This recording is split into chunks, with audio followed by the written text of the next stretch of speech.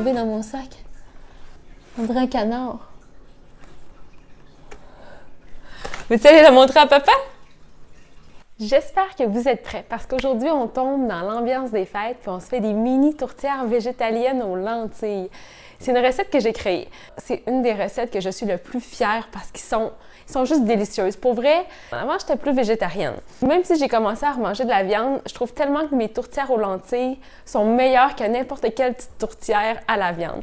Genre, sont juste délicieuses, disons-le comme ça. Une chose en particulier, c'est que leur pâte est faite à partir d'huile au lieu de graisse ou de beurre. Et je sais pas si c'est juste à cause de tout ça, mais la pâte ne devient jamais humide, mouillée, comme ça peut être le cas dans des pâtés un peu plus traditionnels.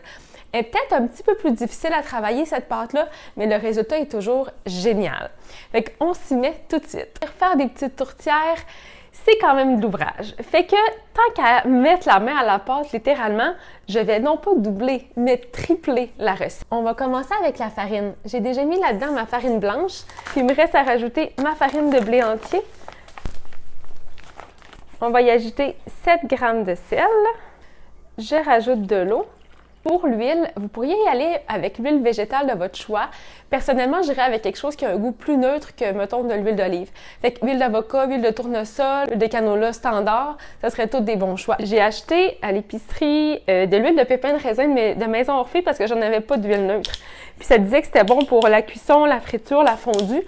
Alors je me suis dit que c'était sûrement correct pour mettre dans mes petites mini tourtières. Puis effectivement, elle sent rien. Donc, c'est ce que je voulais. Là, il suffit juste de bien mélanger le tout à la fourchette. Vu que c'est des mini tourtières, ça va être cuit dans des moules à muffins. Je vais juste chemiser comme l'extérieur du moule, mais je ne mettrai pas de pâte qui va recouvrir le dessus de mes petits pâtés. Je trouve que la pâte, c'est vraiment ce qu'il y a de moins intéressant dans une petite tourtière. Alors, pourquoi en mettre sur le dessus, sérieusement? Puis si vous voulez utiliser votre recette personnelle de pâte, n'hésitez pas. Vous pouvez très bien utiliser la pâte de votre grand-mère, puis faire juste ma recette d'intérieur de farce de lentilles. Regardez, c'est comme très, très inégal quand même. Puis ça se déchire facilement. Là, ce qu'on va faire, c'est mettre la pâte au réfrigérateur, une demi-heure, 60 minutes, juste pour être sûr que la farine, elle s'hydrate. Ça va être plus facile de travailler après pour faire nos petits pâtes. Là, je vais juste diviser ma pâte en deux. Je pourrais toute la mettre ensemble dans la même pellicule, mais honnêtement, ça va juste être plus difficile à rouler après. Je vais former une boule avec mes mains. On va la mettre dans notre petit plastique, comme ça. Puis j'envoie ça au frigo. Je vais faire la même chose avec ma deuxième boulette de pâte. Pendant que notre pâte est au frigo, on s'occupe de la farce aux lentilles, en commençant avec des oignons. Moi, je vais évidemment en mettre plus que ce que la recette dit, je le répète. Puis, pour gagner du temps, je vais tout hacher au robot. Un peu comme des oranges, vous pouvez rouler la peau de votre oignon pour qu'elle décolle plus facilement quand vous le pelez. C'est full excitant, on va tester un de mes achats du Black Friday aujourd'hui. On va mettre ça à moyen. Donc, on hache l'oignon. On veut quand même que ce soit haché finement, hein, parce que ça va être dans des tout petites tourtières. On veut pas de gros morceaux.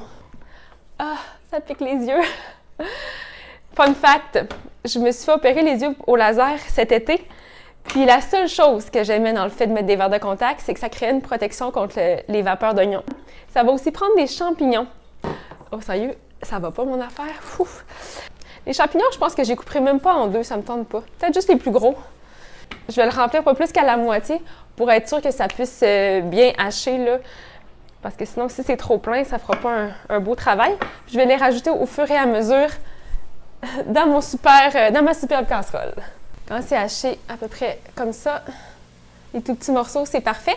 En plus, en cuisant, ça va vraiment perdre de l'eau, donc fondre. Est-ce que vous vous souvenez des lentilles qu'on avait fait cuire dans un des épisodes précédents? On va les hacher encore une fois. On ne veut pas que ça crée une pâte. Si vous hachez trop longtemps là, vos lentilles, ça va juste créer une espèce de purée. Il faut juste y aller assez pour qu'elles se défassent sans créer la fameuse pâte de lentilles. Quand ça ressemble grosso modo à ça, c'est que c'est parfait. Je vous amène sur mes champignons quelques instants. Donc, on peut voir qu'ils ont vraiment réduit. Ma casserole est à peu près pleine jusqu'ici. Puis là, on va rajouter nos lentilles. On va brasser un petit peu pour commencer à bien amalgamer. Au niveau des épices, ça va prendre d'abord du persil, de l'origan, du romarin, du thym, un peu de cannelle, de l'ail. Mon clou de girofle moulu a mystérieusement disparu. Alors, je vais devoir moudre mon propre clou entier. Ah, ça sent tellement bon. On va également rajouter à peu près 3 cuillères à soupe de sauce soya, quelques cuillères de pâte de tomate. On va aussi se rajouter des petites noix de Grenoble. Je prends un sachet qui sont comme déjà hachés, mais je vais les hacher encore plus finement. C'est presque prêt. Un peu de moutarde de Dijon. On mélange bien. Voyez-vous la consistance? Comme un peu pâteux, là, c'est exactement ce qu'on cherche. Parce que sinon, les petits pâtés, ils se tiendront pas. Bon, on est rendu à la partie un petit peu plus plate, c'est-à-dire rouler notre pâte puis tout farcir nos petites cavités de moule à muffin. Fait qu'on va sortir notre pâte du frigo. Puis là, cette pâte-là, tu sais, elle fera jamais comme une belle boule parfaite, OK? On va rajouter un petit peu de farine au fur et à mesure. Il faut quand même la rouler assez mince.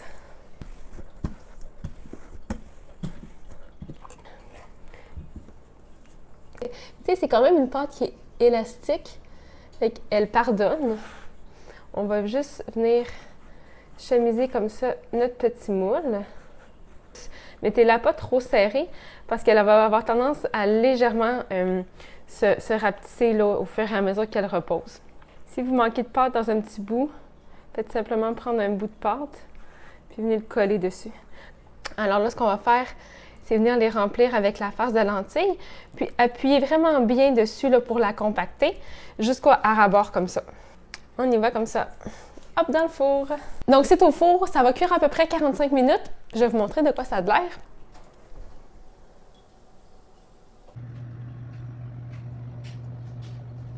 Pour accompagner mes petits pâtés de lentilles, on va se faire de la purée de pommes de terre, puis des légumes que je pourrais faire cuire au four. J'aurais préféré ça, honnêtement, mais ça me tente juste pas. Fait que je vais juste les faire bouillir dans l'eau, tout simplement. On va se faire carottes, brocolis, chou-fleur, un classique. J'ai déjà mis de l'eau dans ma casserole qui est là. Puis là, je suis en train de peler mes pommes de terre. Honnêtement, il y a bien juste mes patates pilées dans lesquelles j'enlève la peau de mes pommes de terre. Puis encore, je pense que si c'était juste de moi, je laisserais là la peau. Donc, mes patates sont cuites, on va aller les égoutter. Ça se déface vraiment, vraiment facilement. De l'ail, poudre d'oignon, persil, des herbes salées du bas du fleuve. Ça ici, une petite noisette de beurre, puis du lait.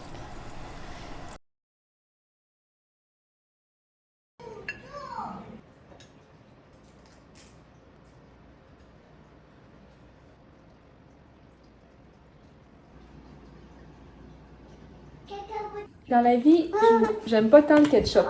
Genre, mettons mes frites, je les mange pas de ketchup. Mais des petits pâtés comme ça prend du ketchup. Ça, là, la farce de lentilles, c'est vraiment parfait pour la DME. Mon petit bébé, il adore ça avec des patates.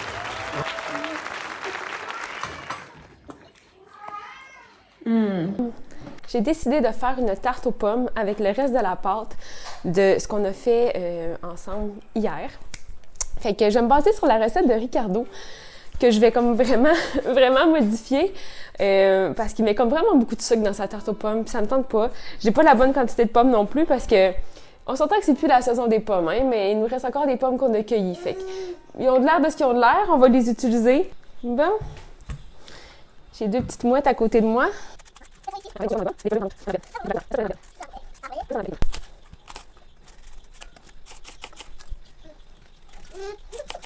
Donc, j'ai parti ma poêle.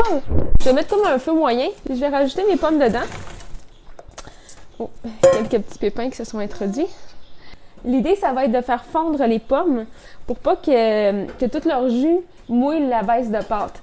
On va mettre une coupe de cuillère de cassonade. On va mettre un petit peu d'eau, juste pour pas que ça colle dans le fond. J'ai aussi un vieux pot de beurre d'érable que j'utilise pas.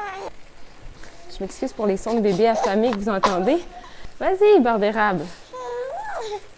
Qu'est-ce que serait une tarte aux pommes sans cannelle? On va en rajouter beaucoup, beaucoup. Regardez ça. Donc, on va continuer notre tarte aux pommes après que j'ai nourri mes bébés. De toute façon, si je me fie à la recette de Ricardo, il faut que ça refroidisse un petit peu le mélange. Fait que ça va juste être parfait. Les deux enfants font la sieste, ce qui signifie que j'ai au moins, idéalement, une demi-heure pour finir cette tarte. On va mettre un petit peu de farine.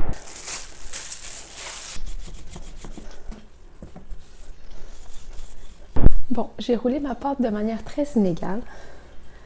On va quand même essayer de fonctionner avec ça. Ce bout-là, on va le rapatrier ici. Ça va être très artisanal. Pas super. On va y aller avec ça. Notre mélange de pommes ressemble à ça.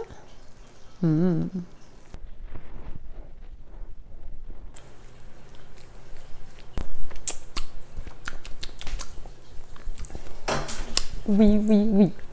Ricardo, il disait de mettre le four à 425, alors j'ai mis le four à 425.